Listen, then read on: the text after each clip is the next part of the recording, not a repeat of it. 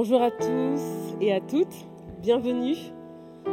On est tellement heureux de se retrouver tous ensemble pour ces cultes en commun. C'est des vrais moments de réjouissance.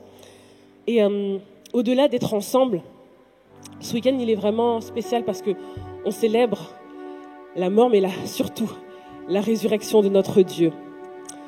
Alors on veut vraiment le faire ensemble. C'est vrai qu'on a préparé des choses nouvelles. On aime ça, apporter des choses un peu nouvelles, un petit peu étoffées. Mais vous le savez, on aime que vous participiez. C'est vraiment pas des prestations. On aime que vous participiez. Donc vraiment sur les deux chants, on veut vous embarquer avec nous sur les deux premiers chants. On va pas chanter que deux chants, excusez-moi. Sur les deux premiers chants, on veut vraiment vous embarquer avec nous. On attend vraiment votre participation. Donc dès maintenant, si vous êtes en mesure, on va vous demander de vous lever.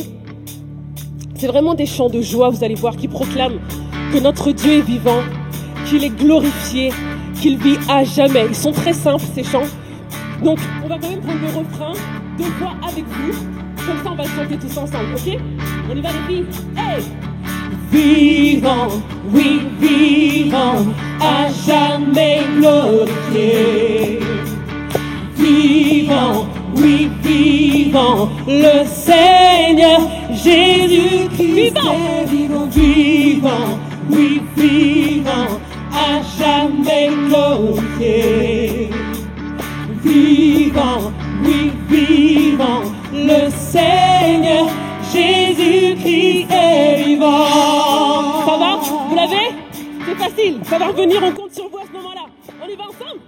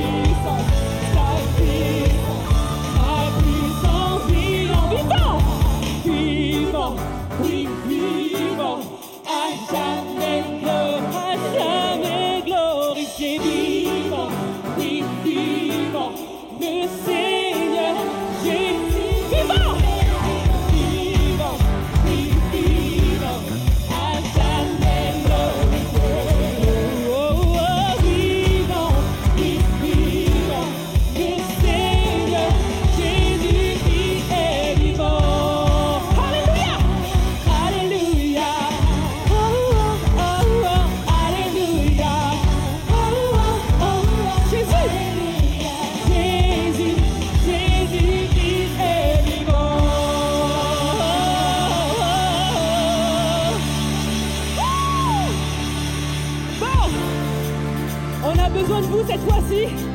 Personne ne pourra se défiler. Il est tout puissant, il est admirable, il est étonnant, il est extraordinaire, merveilleux et glorieux. Vous allez voir ce qu'elles vont faire et vous allez faire comme elles, ok?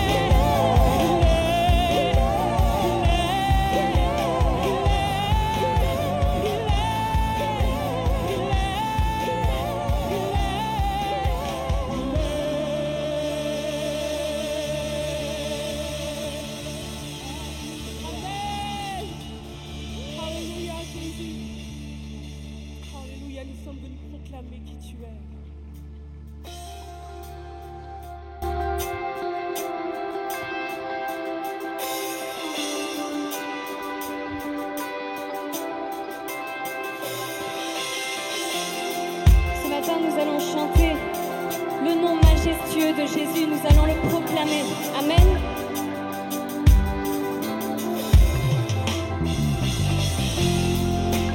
Le nom de Jésus.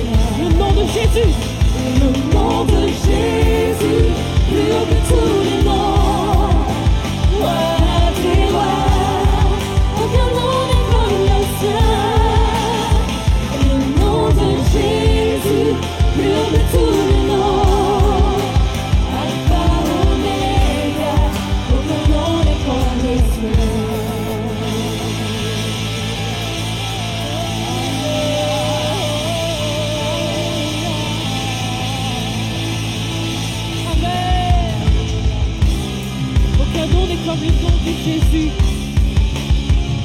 Alléluia, merci Seigneur Jésus, parce que tu es là dans ce lieu, tu es présent et nous voulons encore proclamer ton grand et ton saint nom. Alors que nous nous préparons et que les éléments sont distribués à présent, nous voulons encore continuer à proclamer ces louanges. Nous sommes désireux que ce lieu résonne de nos louanges, que chacun puisse l'exprimer aussi à sa façon. Nous pouvons ouvrir la bouche pour l'élever, pour l'adorer, pour magnifier sa personne. Personne n'est comme lui. Alléluia.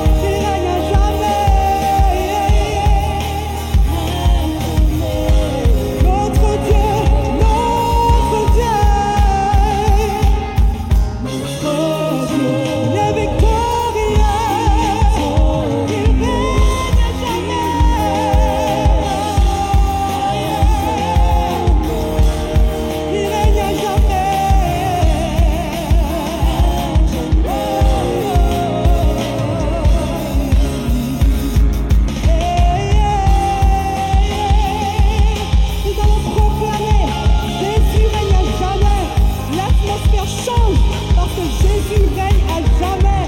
Il a le pouvoir sur toute situation de ta vie.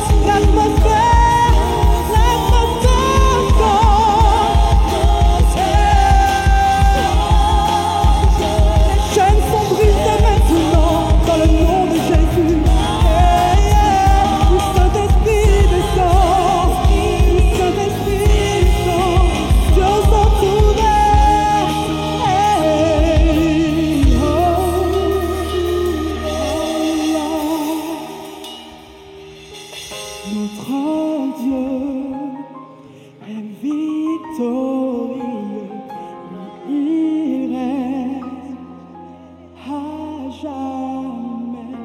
Chante Église, ton Dieu est victorieux. Alléluia. À jamais. Oh, notre Dieu est victorieux ensemble. Notre Dieu est victorieux. Il règne à jamais. Oui, à jamais, à jamais. On reprend notre Dieu, proclame-le dans ton âme. Notre Dieu est victorieux. Il règne à jamais. La liberté est en toi, Jésus. À jamais. La guérison est en toi, Jésus. On reprend notre Dieu. Oh, notre Dieu.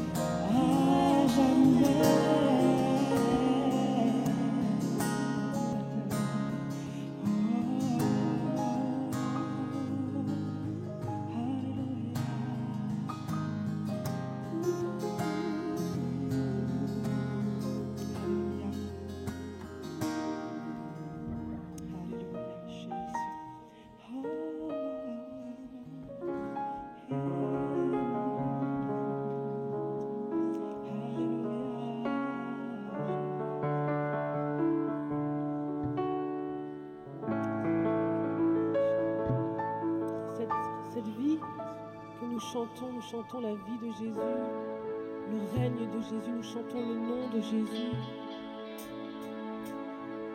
Mon cri ce matin, Père éternel, c'est que ton nom, c'est que ta vie soit palpable dans la vie de quelqu'un ce matin.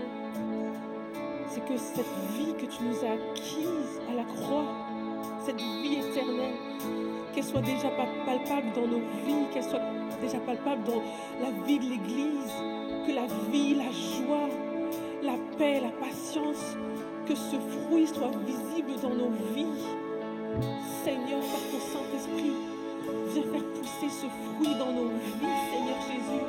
Nous aspirons, Seigneur Jésus, à vivre pleinement, Père. Nous ne voulons plus survivre parce que tu nous as donné la vie. Tu as donné ta vie pour nous donner la vie, Seigneur. Nous ne voulons plus subir notre existence, Seigneur Jésus. Alléluia.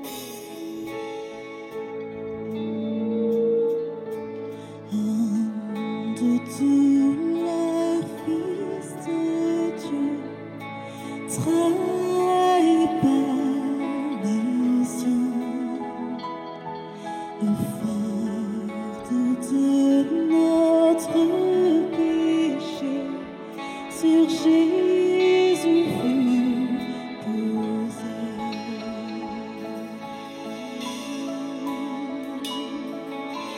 Celui qu'on a méprisé, seulement accusé, aussi meurtri et humilié, d'épines couronnées.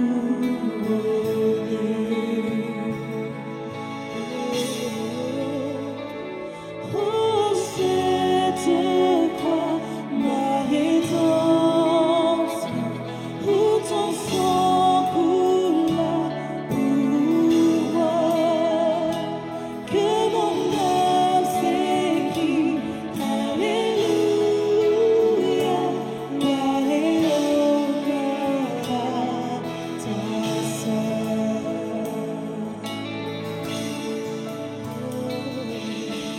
Venu du ciel sur la terre, nous réconcilier, pour acheter et pardonner ceux qui m'ont crucifié. Oh,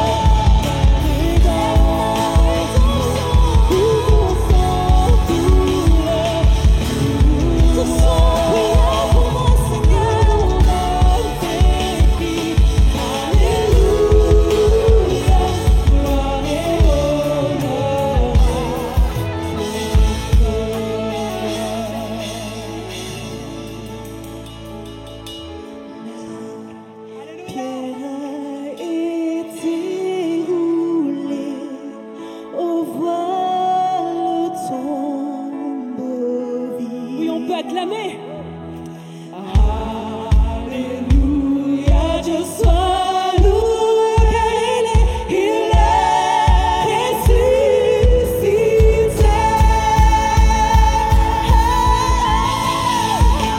Oh, cette grande rédemption,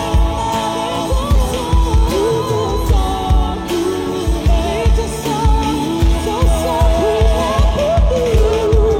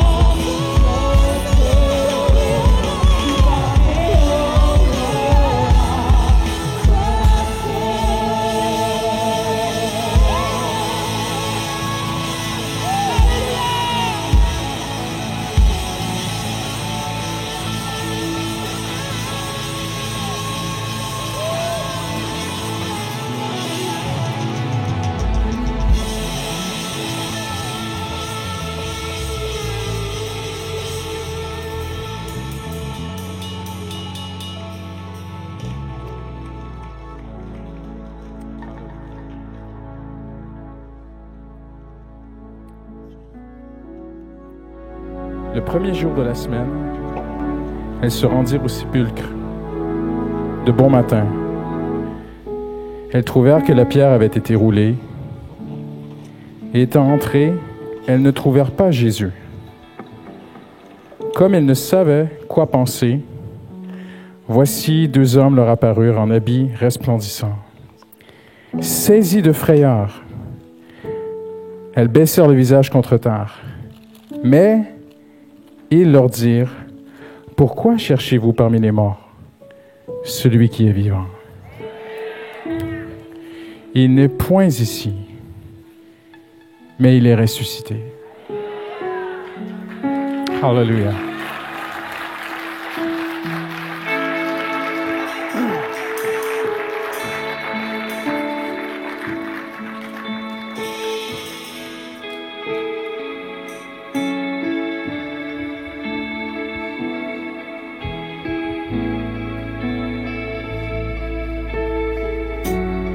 Hallelujah.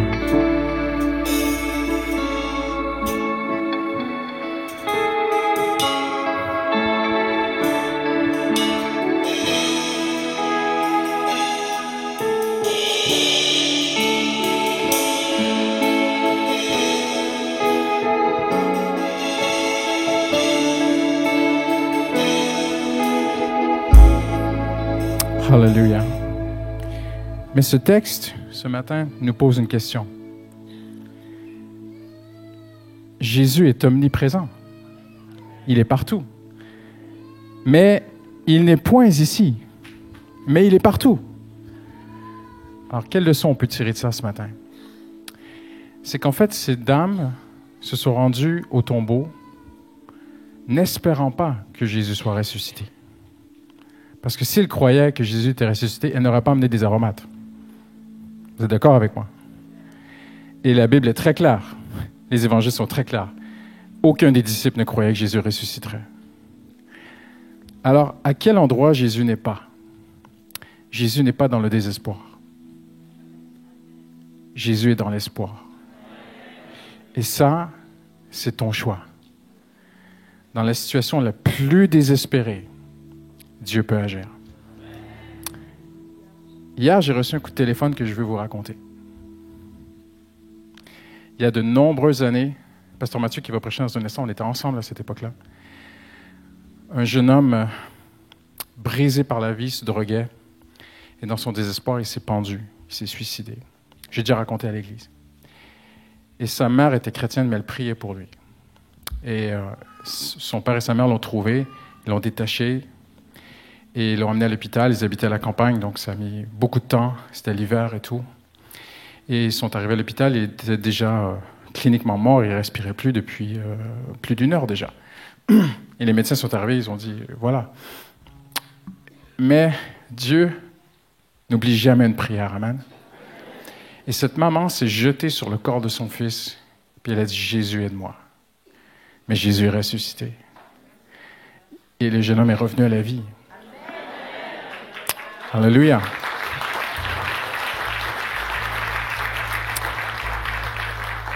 Et il a suivi le Seigneur pendant de nombreuses années. Mais quand j'ai déménagé en France, il a 16 ans, en fait, il s'est éloigné de Dieu. Il a vécu une épreuve terrible. Il s'est découragé. Il est retourné dans son ancienne vie. Et la Bible dit, tu deviens 7 fois pire. Donc, en fait, il est devenu trafiquant de drogue, dealer de drogue. Et j'avais essayé à quelques reprises, mais il y a un endroit où Jésus n'est pas. C'est dans le désespoir. Et sa mère n'a jamais arrêté de prier pour lui. Et ce jeune homme m'a téléphoné hier. Il m'a dit, Christian, des hommes d'un cartel de drogue me cherchaient, ils m'ont trouvé. Ils sont rentrés dans mon appartement. Ils ont mis un gun sur ma temple pour me tuer. Ils avaient envoyé un tueur à gages. Mais Jésus est dans l'espoir. Ils ont dit, et le gars a dit, fais ta dernière prière. Et il a répondu, oui, je veux faire ma dernière prière. Et je vais donner ma vie à Jésus. Et le tueur à gages est reculé et il est parti. Et le jeune homme s'est... Attendez. Et le jeune homme s'est prosterné devant Dieu. Et hier, il m'a appelé, il m'a dit, je sors d'un centre chrétien, ça fait 40 jours que je ne me drogue plus. Je lis la Bible, je prie, j'écoute des messages. Et on va s'appeler cet après-midi avec toute sa famille parce que Jésus n'est pas dans le tombeau. Amen. Il est ressuscité. Amen. Hallelujah. Alors, on va juste baisser la tête un instant et fermer les yeux. Et peut-être es-tu ici ce matin et tu es dans une situation désespérée. Toi, tu ne sais pas comment t'en sortir. Hallelujah. Mais Jésus n'est plus dans le tombeau. Et il peut le faire pour toi. Ce jeune homme m'a dit, Christian, tous m'ont abandonné. Tous. Mais Jésus était là. Alors, Seigneur, nous voulons ce matin nous réjouir, hallelujah, et célébrer la puissance de la résurrection de Jésus qui est encore vraie, réelle, agissante. Ce dimanche matin, en 2024, nous croyons que Jésus vit, hallelujah. Quelqu'un dit Amen aujourd'hui. Et célébrons ensemble et prenons le pain et le vin.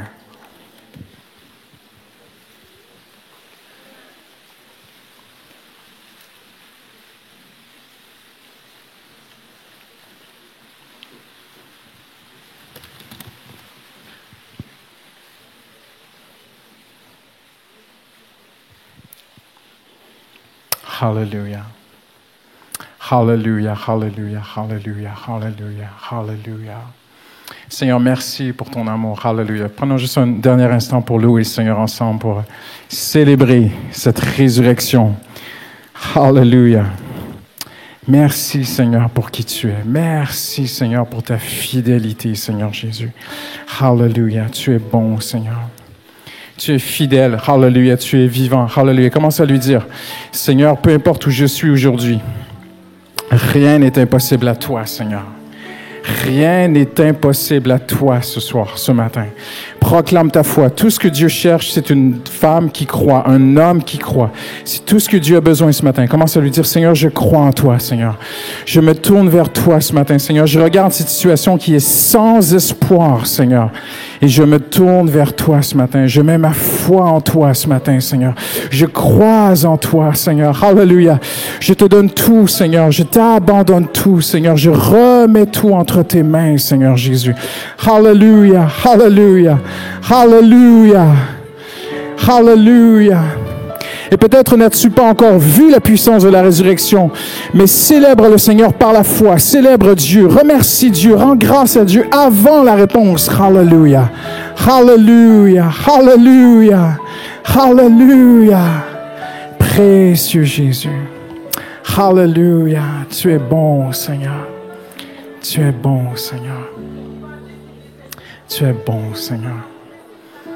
Hallelujah. Hallelujah. Merci, Seigneur Jésus. Hallelujah. Nous t'adorons, Jésus. Hallelujah. Amen.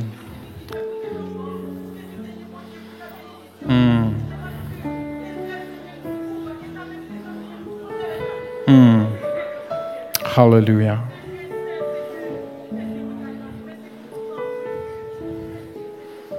Yes. Yes, hallelujah. Amen.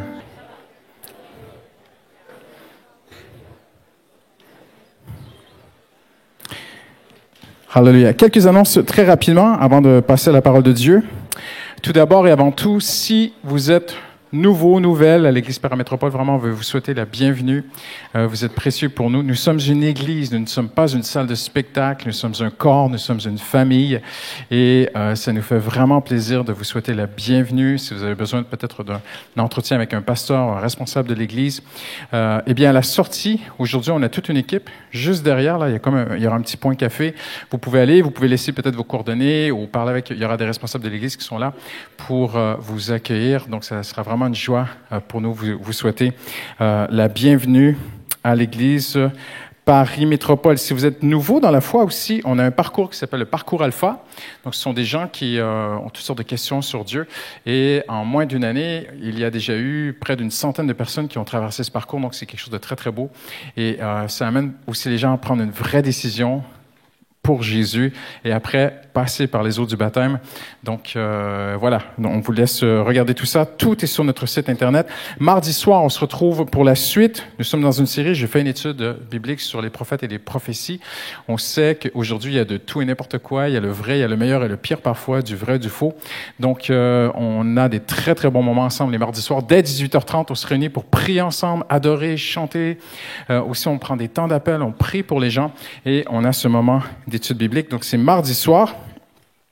Nos GDM, donc nous avons, et si la com peut juste se préparer parce qu'on va vous présenter une petite vidéo très importante ce matin, nous avons des groupes de maisons, comme je l'ai dit, on veut vraiment être une famille et nous avons 3 campus et plusieurs centaines de personnes qui passent par week-end sur les campus et c'est très très difficile d'avoir ce côté famille, ce côté communion fraternelle, de rencontrer des gens et c'est un très, très grand défi à l'intérieur de Paris, mais on veut relever ce défi. Alors, on a des groupes de maisons et ils ont une réunion spéciale le 22 avril. Vous pouvez vous inscrire directement sur Internet. Voilà. Et on a aussi un groupe qui s'appelle Together, c'est vraiment très intéressant. Il y a une petite vidéo qui va bientôt se lancer. C'est un département qui organise plusieurs rencontres, mais à thème. OK? Donc, je ne vais pas les mentionner ce matin. Il y en a beaucoup. Je ne sais pas si vous êtes prêts. C'est bon. Donc, on lance une petite vidéo et après, je conclue les annonces.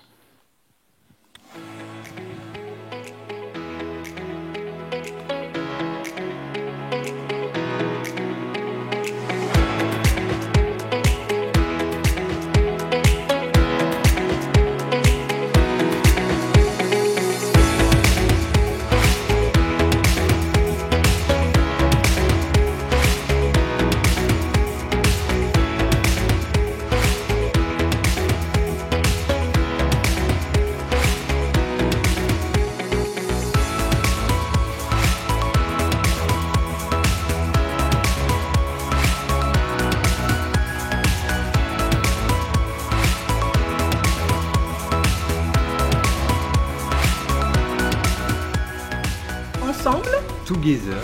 Se rencontrer. Se réunir par affinité. Ensemble, Together vous attend.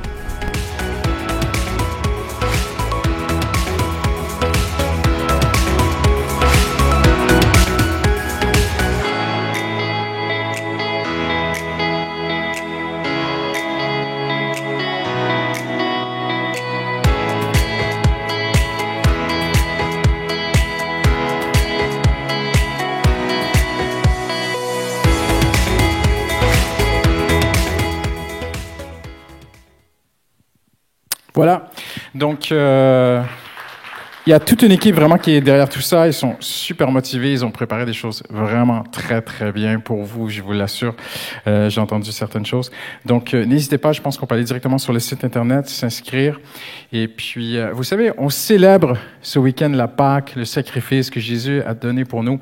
Et j'étudiais dernièrement, j'ai découvert qu'un des sacrifices dans le temple, en fait, c'est ça.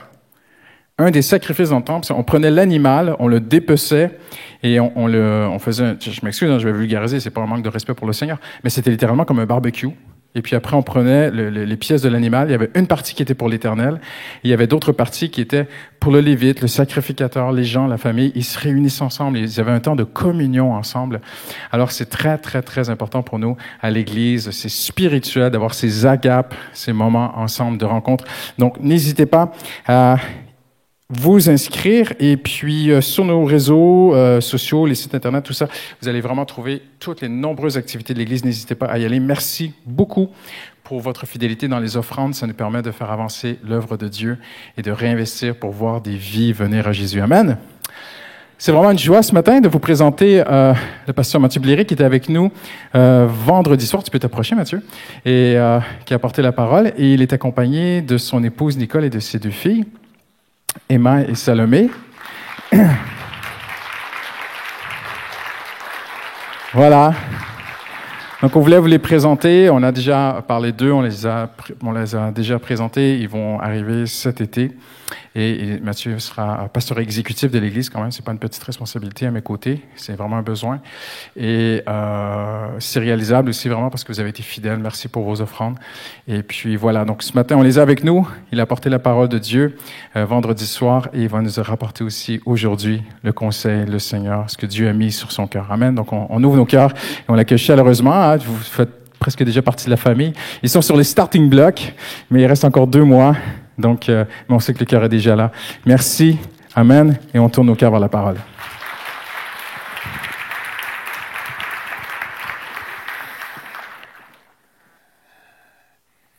Quelle joie d'être avec vous ce matin. Merci pour l'invitation, Pasteur Christian, Justine, l'équipe pastorale, JB. Merci. Regardez-le, il est magnifique. Il m'amène ma bouteille d'eau. Merci, JB. Merci beaucoup. C'est une joie d'être ici avec vous ce matin. Et c'est une joie aussi d'anticiper ce que Dieu fait dans nos vies, comment Dieu nous appelle, nous conduit, et on est heureux d'imaginer vraiment avec mon épouse Nicole, nos filles Salomé et Emma, on est heureux d'imaginer l'avenir avec vous, l'Église Paris Métropole. On est heureux de prier déjà et d'anticiper ce que Dieu a fait, mais ce que Dieu fera encore par la suite. Alors on est très heureux de vous rejoindre dès cet été et sans plus tarder, j'aimerais vous emmener avec moi. C'est un privilège de prêcher à Pâques. S'il y a un rêve de prédicateur, c'est de prêcher à Pâques. C'est de prêcher à Pâques, c'est de prêcher sur le centre de notre foi, ce que Jésus a fait, l'œuvre de Jésus à la croix. Alors je suis très heureux de vous apporter la parole on va se plonger ensemble autour de ce moment, de ces quelques heures qui ont précédé, de ces quelques heures de la crucifixion et ce qui s'est passé après. Vous êtes avec moi? Ok. Si vous entendez un petit accent qui vous perturbe un peu, ne vous laissez pas perturber, c'est normal. Il y a un peu de Suisse en moi. Il y a un peu de Québec en nous. On a vécu 6 ans au Québec, donc il y a quelques accents, il y a quelques petites expressions qui peuvent venir par moment. Ne vous en faites pas. Il y a un peu de français. J'ai des origines françaises du côté de mon papa qui était parisien, qui a grandi à Paris. Donc c'est comme un espèce de retour aux sources. Je fais un espèce de melting pot, de mélange de tout ça, et ça sort comme ça par ma bouche. J'y peux rien. Vous n'en voudrez pas. Donc, ça va, vous êtes avec moi? Allez, c'est parti. J'ai intitulé le titre de ce message. C'est la parole que Jésus va dire à ses disciples. Il va leur dire ceci. J'ai vivement désiré manger avec vous. Il va leur dire ceci. Et on trouve ça dans Luc 22, 14. Ce texte nous dit que l'heure étant venue, il se mit à table et les apôtres avec lui. Et il leur dit, j'ai vivement désiré manger cette Pâque avec vous avant de mourir. Quelle parole incroyable! Quelle parole incroyable! Il complétera en disant ceci, car je vous le dis, je ne la mangerai plus jusqu'à ce qu'elle soit accomplie dans le royaume de Dieu.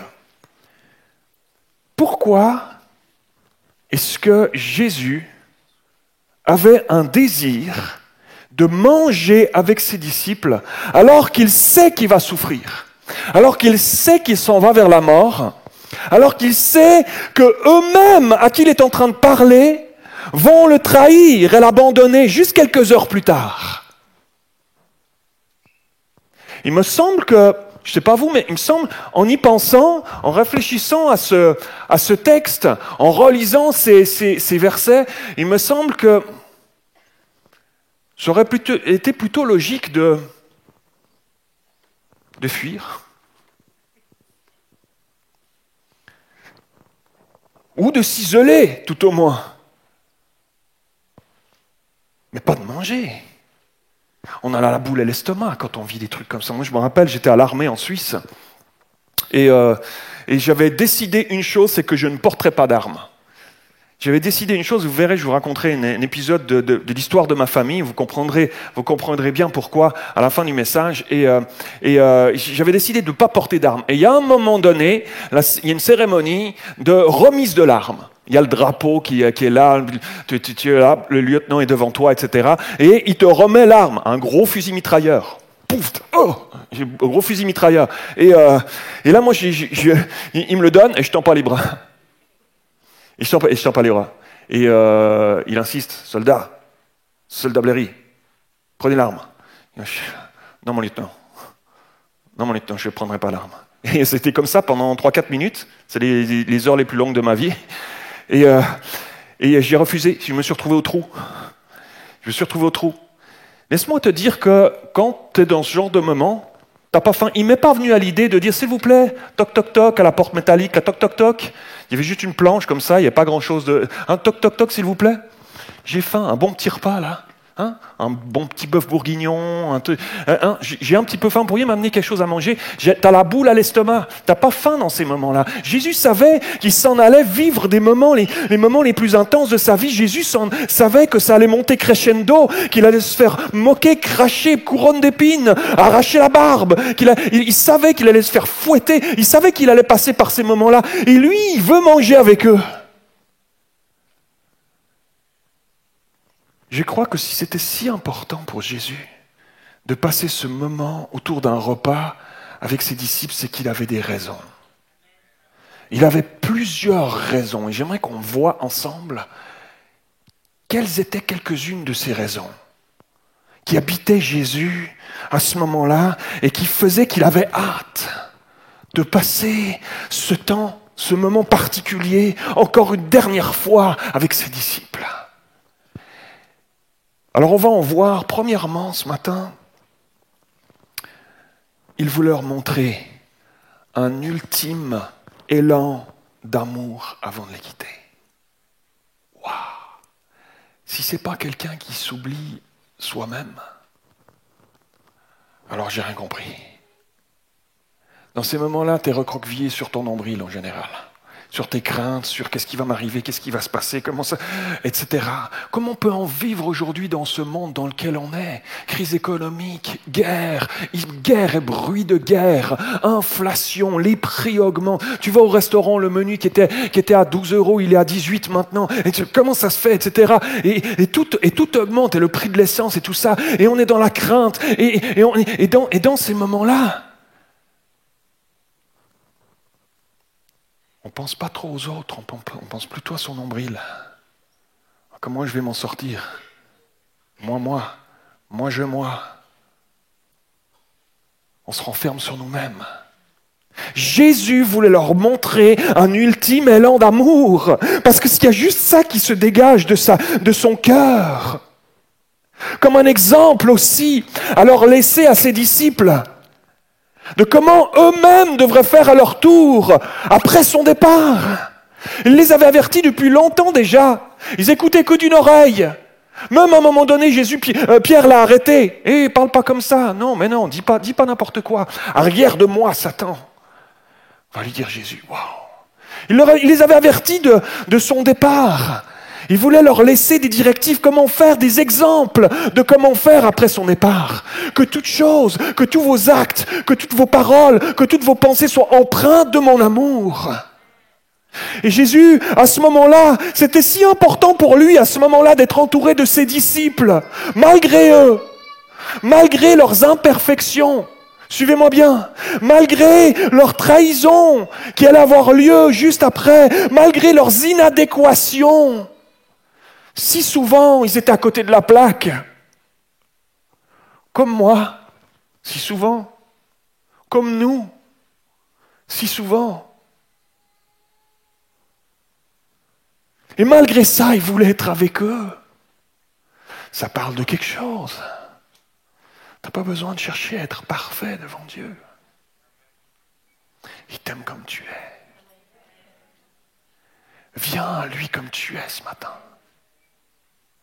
Juste comme tu es. Et c'est vous ce qu'il va faire. Au-delà de manger cette Pâque avec eux, avec tous ces rituels dans la religion juive, de symbolique pendant ce repas, il a commencé ce moment en enlevant son vêtement, en mettant un linge à sa taille. Et il va passer devant ses disciples et il va prendre une bassine d'eau. Et il va se mettre à genoux.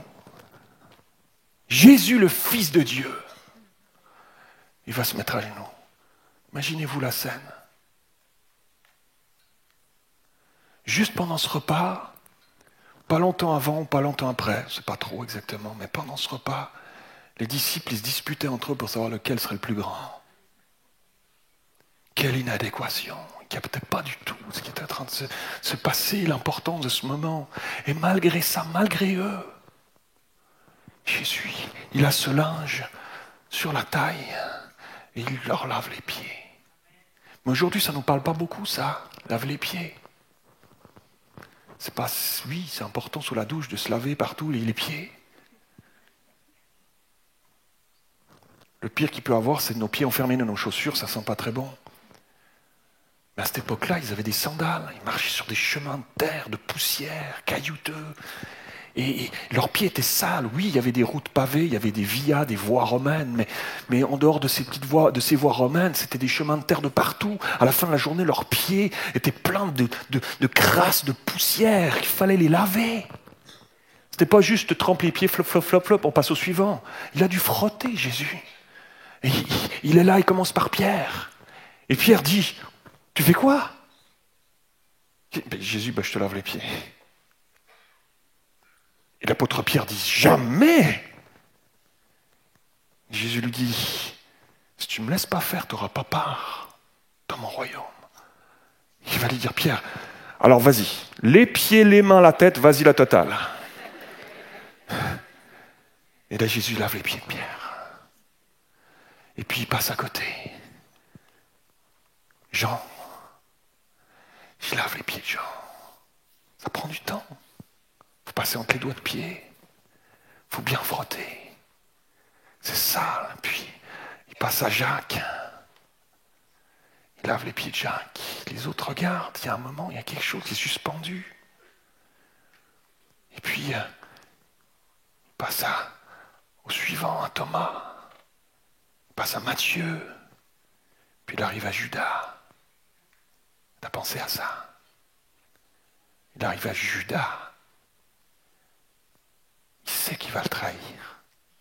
Il sait que dans ce repas, il va mettre la main dans le même plat que celui qui met la main avec moi dans le plat. C'est lui qui va me trahir. Et pendant le repas, il va se lever, il va partir. Satan va rentrer en lui. Il va aller vendre Jésus pour 30 pièces d'argent. Il lui lave les pieds. Il est en train de lui laver les pieds. Waouh! Extraordinaire, mon Jésus. J'aimerais te dire ce matin que malgré tes imperfections, malgré tes manquements, malgré ton éloignement peut-être, malgré tes trahisons, Christian a parlé de Jonathan Simard tout à l'heure, qui était venu au Seigneur, Dieu avait fait un miracle de le ramener à la vie. Il est retombé, il s'est éloigné. Nous trahissons quelque part. Mais Jésus est là encore, il te donne une seconde chance. Il était prêt à laver les pieds de ses disciples. Il aime être en ta présence. Il aime être en ta présence. Il a un désir, j'ai vivement désiré. Et ce matin, c'est le même Jésus qui est présent au milieu de nous par son esprit. Le même. C'est pas un autre. C'est exactement le même. Alléluia. Il est si heureux d'être tout près de toi ce matin. Il est ici. Jésus n'est pas comme certaines figures religieuses, peut-être de ton passé ou même de ton présent qui t'ont déçu, qui t'ont blessé. Il est capable de se mettre à genoux et de laver les pieds de ses disciples parce qu'il les considère, parce qu'il les respecte profondément, parce qu'il les aime par-dessus tout. Jésus avait hâte de ce moment. J'ai vivement désiré être avec vous, manger ce repas, parce qu'il allait leur montrer à quel point il les aimait malgré eux. Premièrement. Deuxièmement, ce matin, pourquoi Jésus avait hâte de manger avec eux? Deuxièmement, il avait ce désir. Il avait ce besoin même d'être avec eux dans un moment intense de sa vie.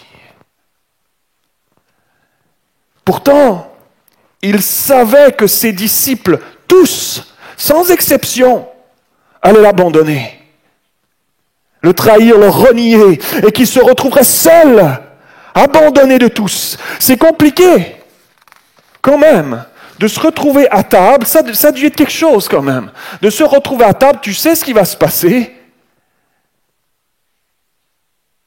Et malgré tout, tu veux passer quand même ce moment avec eux. Waouh! C'est intriguant. C'est un amour intriguant. Il n'y en a pas d'autre comme ça. Il n'y en a pas d'autre comme lui. C'est pas comparable avec aucun amour dans ce monde. Jésus n'est pas quelqu'un de compliqué. Si tu penses que la religion, Dieu, le christianisme, c'est quelque chose de compliqué, toutes sortes de trucs, de choses que tu peux lire parfois dans la Bible qui paraissent un peu compliquées, j'aimerais te dire non. C'est pas compliqué. Jésus n'est pas compliqué. Il voulait juste manger avec ses disciples une dernière fois. Simplement un repas, rire, partager, échanger, relationner. Et juste après le repas, ils vont se diriger vers ce jardin de Gethsémani. Ceux qui ont déjà été en Israël, tu peux aller au jardin de Gethsémani, au pied du mont des Oliviers. Il y a une oliveraie, c'est une forêt d'oliviers. Et il aimait aller là, se retrouver pour prier, dans des moments intimes. Donc quand il va là, ça rappelle des moments. On a tous des moments, il y a peut-être, je ne sais pas, chez vous à la maison, une pièce de prière, un endroit où tu as l'habitude d'aller... C'est où que tu as rendez-vous avec Dieu? Dieu est toujours là avec nous, on est d'accord? Mais il y a des moments, il y a des endroits où on aime bien aller pour prier. Et Jésus aimait aller à cet endroit-là, entre autres. Mais il aimait aller à cet endroit-là. Donc quand il va se diriger dans cet endroit-là avec ses disciples, il les emmène dans son intimité profonde. Il les amène là où il aimait prier. Et il se retrouve dans ce jardin. Il a ce même désir que ses disciples soient à ses côtés. Dans ces moments-là, il y a quelque chose de si fort, de si intime. On désire être proche avec les siens, avec ceux qui sont proches de notre cœur. Il avait besoin d'être avec eux, de se sentir entouré. Et pourtant, la Bible nous dit qu'il les laisse là. Et lui, il s'avance à un jet de pierre, un peu plus loin. Il tombe sur il leur dit d'abord, restez veillés avec moi. Veillez. Mon âme est triste à en mourir, il va dire. Restez veillés avec moi. Afin de résister contre la tentation. Combattez avec moi, j'ai besoin de vous sentir autour de moi dans ce moment-là. Il s'éloigne, il revient. Il roupille. Que celui qui n'a jamais roupillé leur jette la première pierre. Il devait être fatigué. On aurait fait la même chose, certainement. Mais ils étaient dans un moment intense. Et Jésus les réveille. Veillez 1 heure avec moi. Et il repart, il s'éloigne de nouveau. Et il crie. S'il était possible que cette coupe passe loin de moi. Et c'est un moment si intense de combat à l'intérieur de lui. Et il est là, Seigneur, mais ta volonté soit faite. Et sa sueur coule, la Bible nous dit, sa sueur coule. Tellement le moment est intense, sa sueur coule comme du sang sur son visage.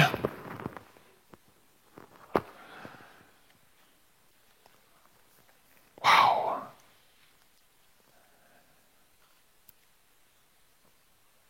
Et alors que le moment se termine, il va monter sur la Via Dolorosa, arrêté par les soldats,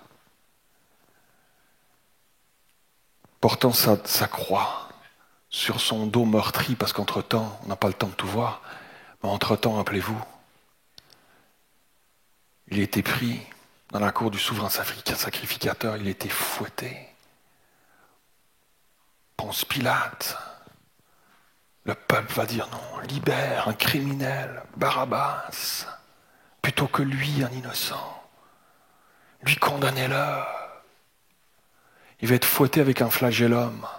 Un flagellum, c'était le fouet romain, sur lequel on accrochait des morceaux de pierre, des morceaux de métal.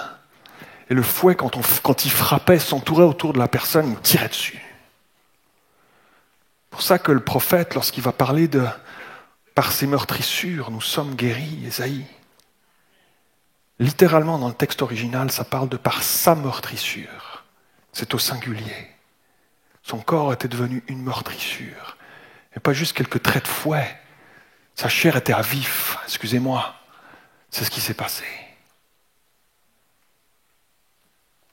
Et il va monter avec la croix sur son dos, en direction de Golgotha. Il est seul. Et alors qu'il est cloué sur cette croix, il porte le péché de l'humanité. Cette douleur-là était plus que tout le reste. Et alors que Dieu, qui ne supporte pas le péché, détourne le regard, va s'écrier « Père, pourquoi m'as-tu abandonné ?»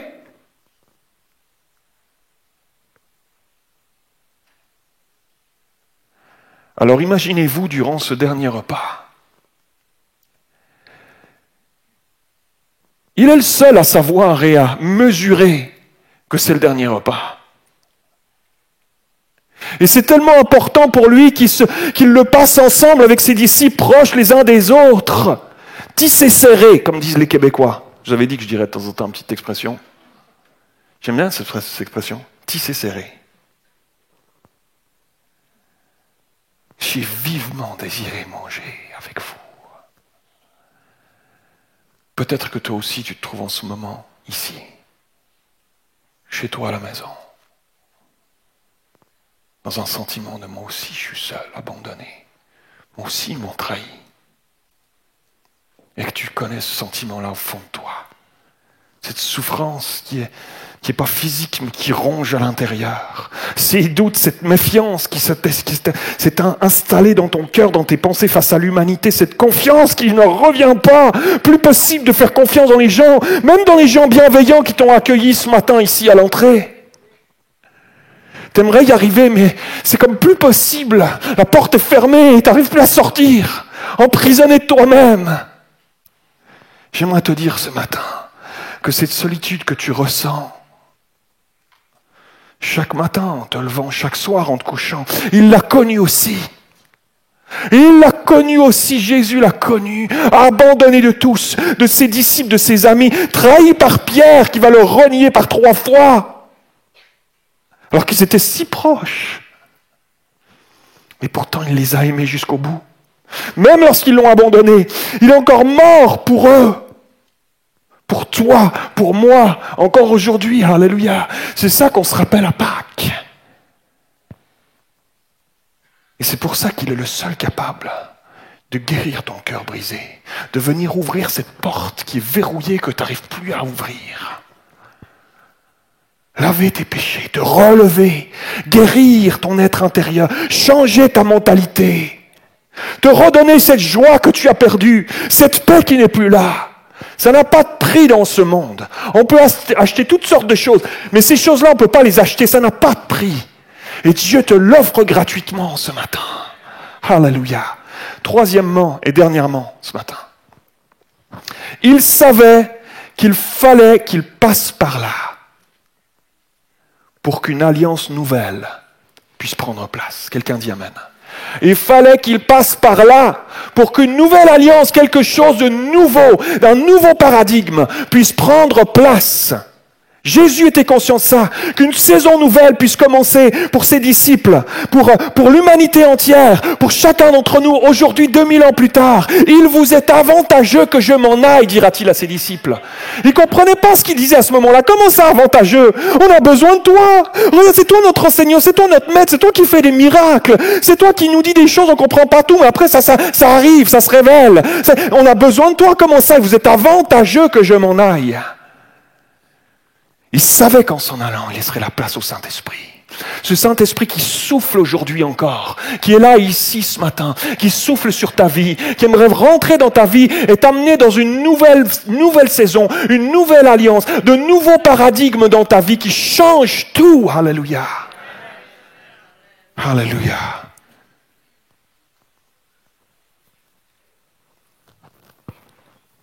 Il savait qu'avec ces nouveaux paradigmes, cette nouvelle alliance, la solitude ne serait plus jamais un obstacle pour tous ceux et celles qui le laissent rentrer, dans leur vie. Plus jamais seul. Plus jamais seul. Dis à ton voisin, dis à ta voisine, tu peux ne plus jamais être seul.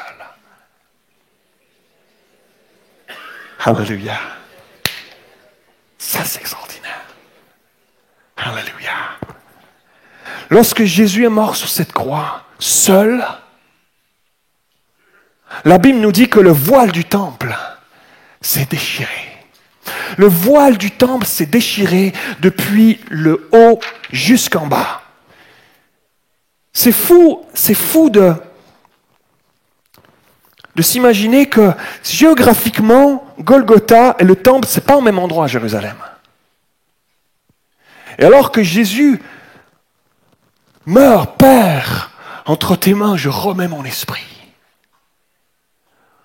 En même temps, à des kilomètres de là, dans le temple, le voile se déchire et ouvre une nouvelle alliance dont nous sommes bénéficiaires, nous encore aujourd'hui, 2022, à Pâques 2022. C'est ouverte, alléluia.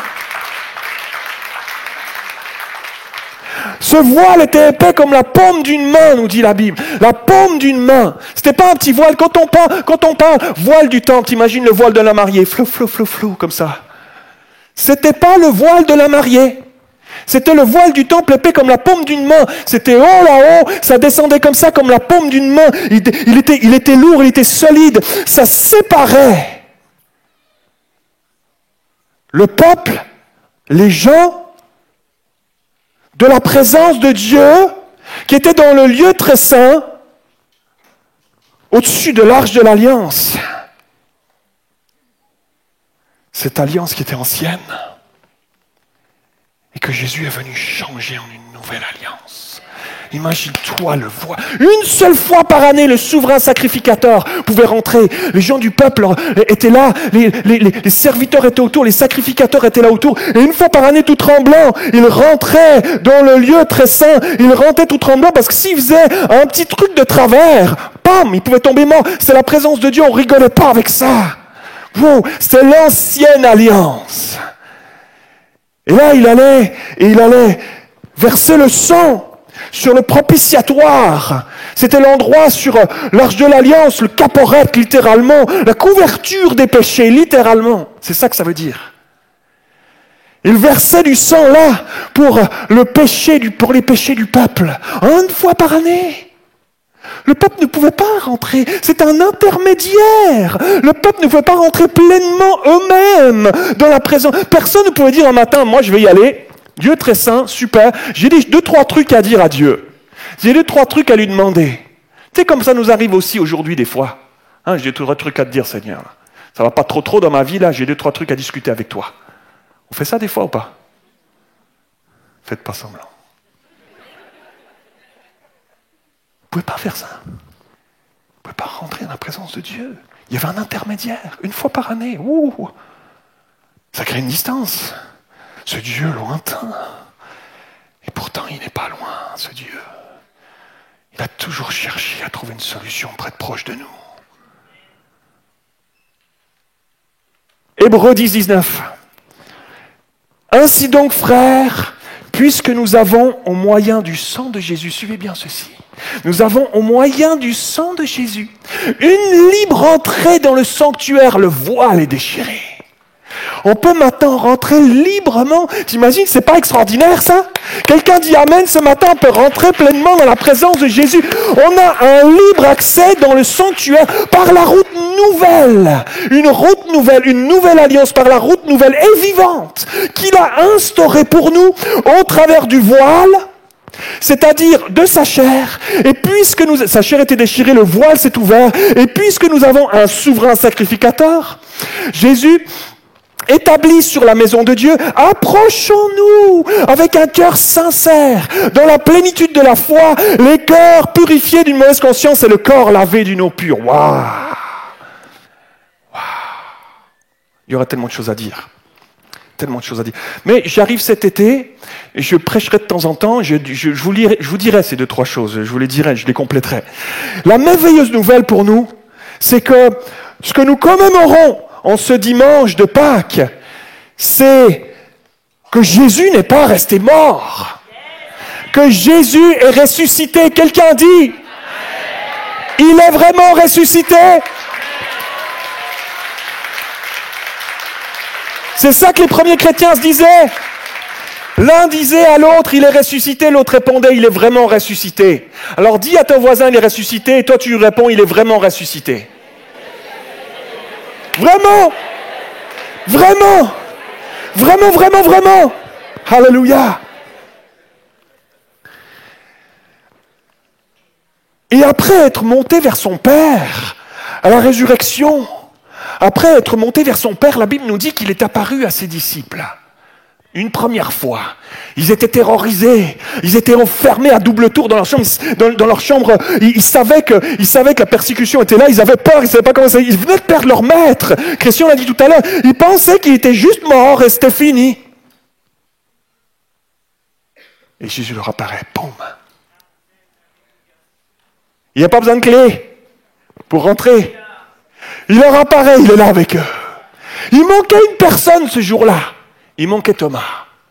Il manquait Thomas la première fois qu'il est rentré et qu'il leur est apparu. Alors, écoutez bien ceci, c'est extraordinaire. Alors, il va revenir pour une personne. Parce qu'entre-temps, les disciples sont allés vers Thomas. Il était absent. Et il est revenu au bout de quelques jours et Thomas, tu sais pas quoi ? Jésus nous est apparu, on était apeurés, on était dans notre chambre et tout ça, et on avait fermé à double tour, boum, il était là avec nous, il nous a montré ses mains, il a montré les clous, il nous a montré tout ça. Puis Thomas, ben non, n'importe comment, si je le vois pas là, no way, ça se peut pas, racontez-moi pas des... Il est mort. 8 jours plus tard, Jésus revient juste pour Thomas. Jésus avait dit, Thomas avait dit, je ne peux pas toucher, je toucherai, je croirai.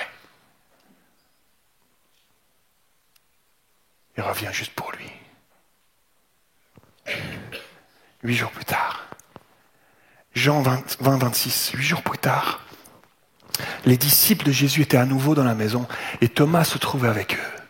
Jésus vint alors que les portes étaient fermées, se tint au milieu d'eux et dit « Que la paix soit avec vous, shalom. Que la paix soit avec vous. » Puis il dit à Thomas, il va juste vers lui. C'est extraordinaire, il vient juste pour une personne. Juste pour une personne ce matin. Juste pour toi ce matin. Juste une personne. Il va dire à Thomas, avance ton doigt ici. Regarde mes mains, touche, vas-y. Ça a dû faire drôle de toucher ça. Avance aussi ta main, mets-la sur mon côté, là où il a été transpercé. Vas-y, touche. Ça a dû être quelque chose, Thomas. Waouh. Ne sois pas incrédule, mais crois. Et Thomas lui répondit, mon Seigneur et mon Dieu. Et Jésus lui dit, parce que tu m'as vu, tu as cru. Heureux ceux qui n'ont pas vu et qui ont cru. Ça parle de nous. Ça parle de nous ce matin. Alléluia. Heureux ceux qui n'ont pas vu et qui ont cru. Waouh.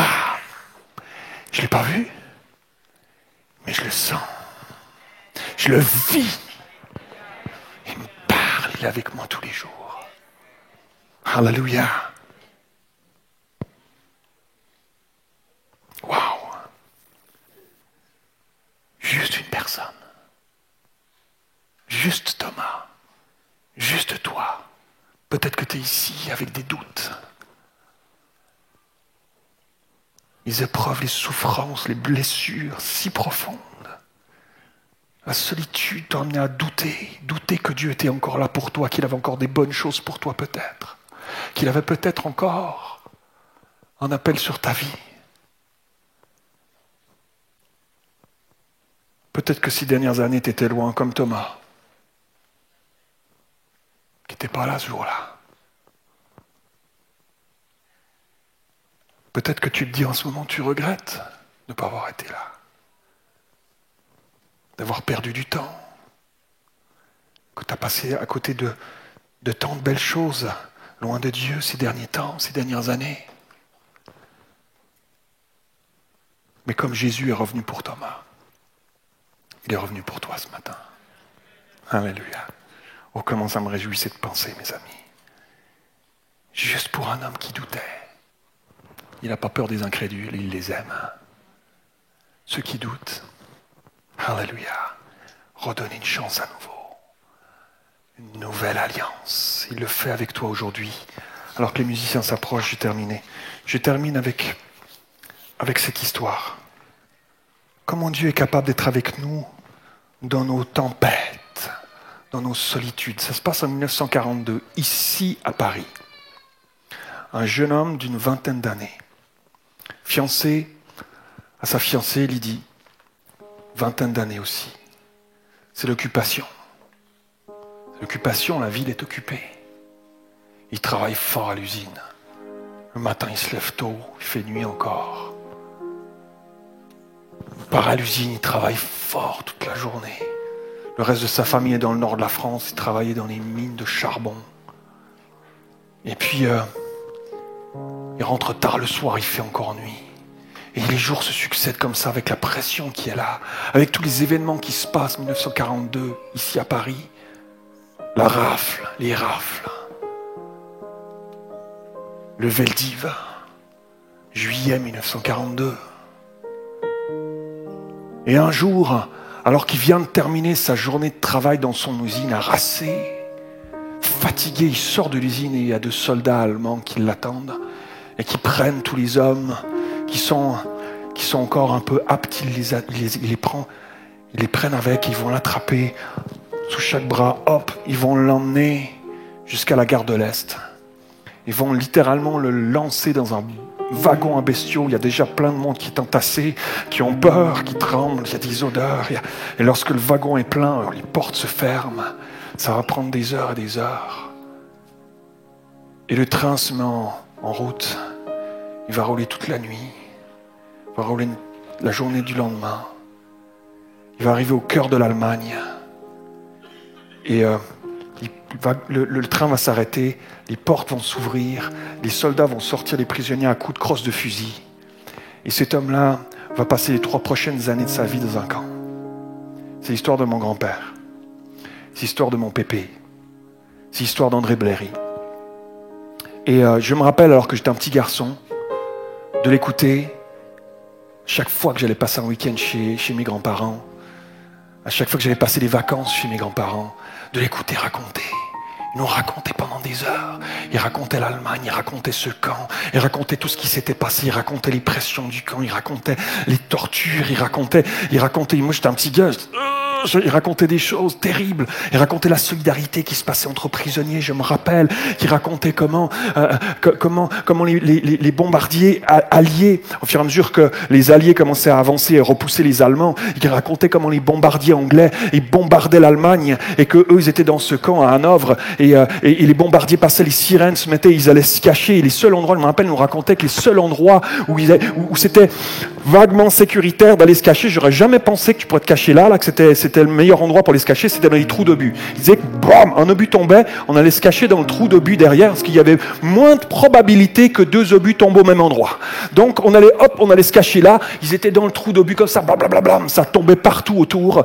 Et je me rappelle qu'il me racontait comment, une fois même, et moi j'étais petit gars, je l'écoutais, il raconte comment une fois même, alors que les bombardiers étaient passés, la campagne était en feu, il y avait des fermes allemandes qui étaient en feu en dehors du camp, et lui il est parti au péril de sa vie, il a rampé sous les barbelés, et il est allé aider le fermier allemand à éteindre le feu de sa ferme.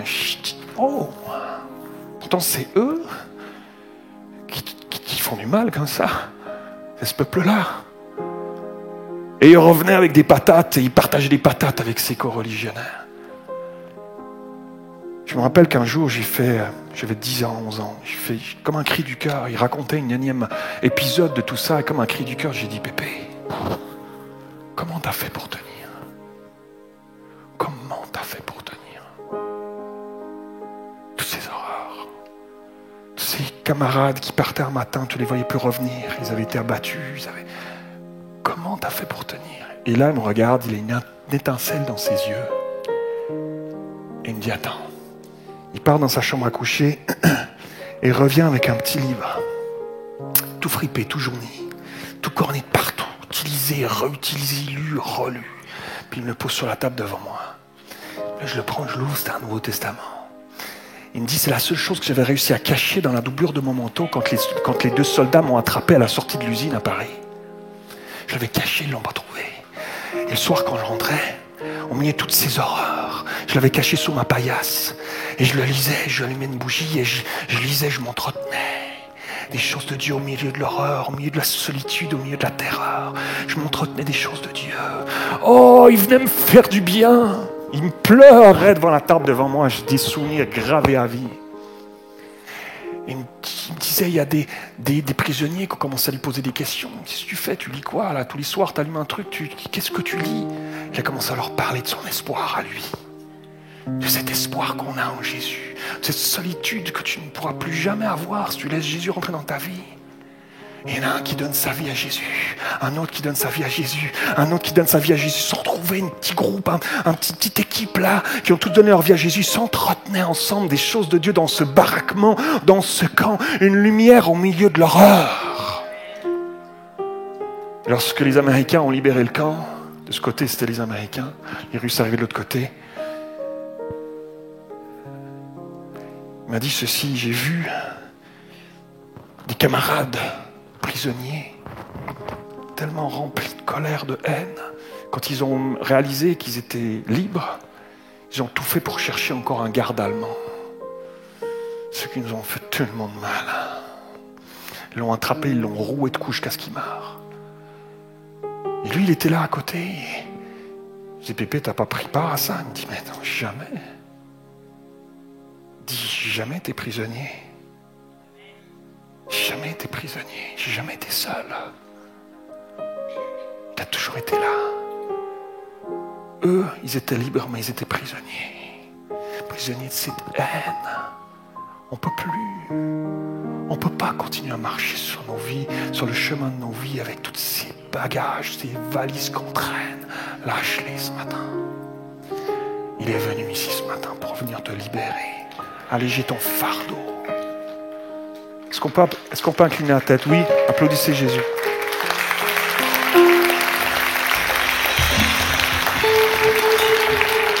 Est-ce qu'on peut incliner la tête en terminant?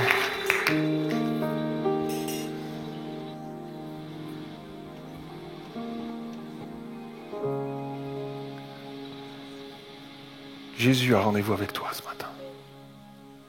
Il est le même. Le même que pour Pierre. Même que pour Thomas, le même que pour André Blairy, le même que pour toi aujourd'hui. Est-ce qu'il y en a qui disent ce matin, moi je le veux, Jésus. Je mets ma main dans la sienne. J'en ai tellement besoin. Lève ta main là où tu es. Oui. Oui. Mets ta main dans la sienne. Oh yes. Il est venu pour alléger ton fardeau. Toutes ces injustices, tous ces abus. Il est venu pour ouvrir la porte que tu avais fermée toi-même face à toutes ces blessures, ces injustices. Il est venu pour ouvrir la porte. Sors de ta cage. Alléluia.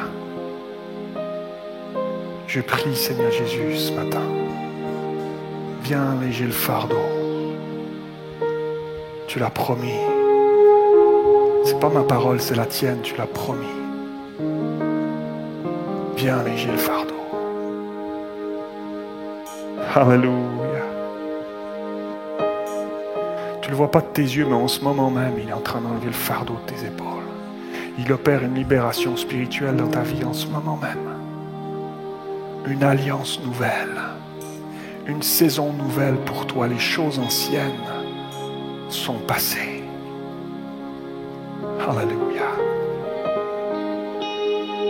Il t'aime tellement, tellement. Il avait vivement désiré passer ce moment avec toi ce matin. Il est si fier de ta main, si fier de ton cœur. Confie-lui ta vie tout à nouveau. Laisse-la entre ses mains. Alléluia. Au nom de Jésus. Amen. Amen. Amen. Amen. Amen. Pasteur terminait, Pasteur Mathieu Blairy était en train de terminer. Et vraiment, ce qui m'est revenu, c'est vraiment cette partie du chant qu'on a chanté. L'atmosphère change. Les chaînes sont brisées maintenant. Saint-Esprit descend. Les cieux sont ouverts. Les cieux sont ouverts. Je suis convaincue que s'est passé quelque chose pour quelques-uns ce matin. Et c'est vrai que le temps file. Alors on va juste... je voulais redire ces paroles parce que je crois vraiment qu'il y a des chaînes qui se sont brisées. Et si vous voulez, on va célébrer ça. On va pas rechanter ce chant parce qu'on a vraiment pas le temps, mais je veux qu'on termine dans la célébration. Ça vous dit? Parce que tout à l'heure, on vous a appris des chants. On va voir si vous vous en souvenez. On va reprendre. Reason. Vivant. Il est vivant. Et puis, je vais enlever même mes oreillettes là pour vous entendre. On y va.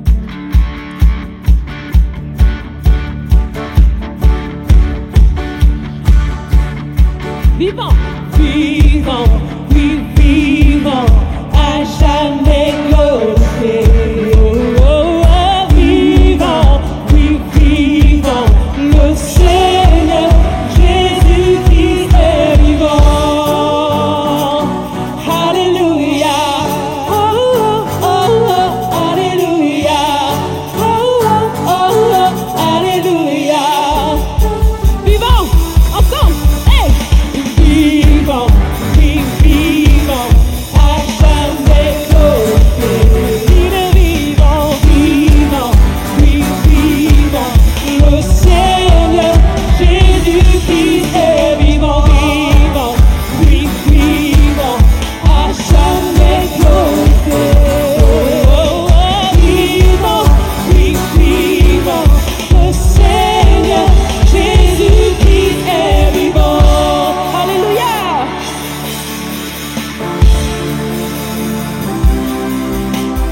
Ok. Tout à l'heure, je vous ai invité à répéter après moi. Qui est notre Dieu? Pour terminer ce culte, on va encore proclamer qui il est.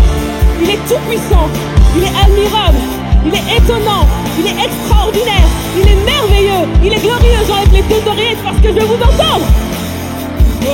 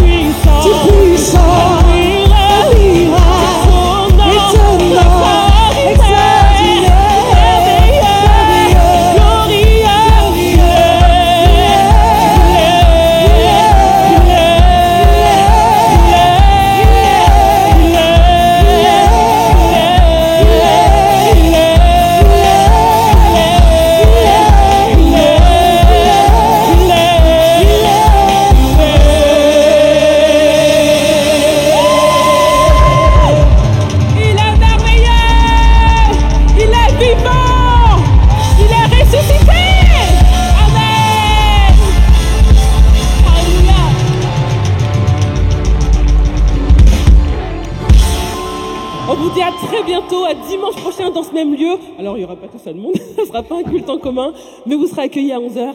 Et vraiment que Dieu vous bénisse. Gardez cette victoire dans vos vies, qu'elle soit palpable dans chacun des domaines de votre vie. Bon après-midi et joyeuses Pâques. Et vous pouvez manger du chocolat quand même. Hein. À bientôt.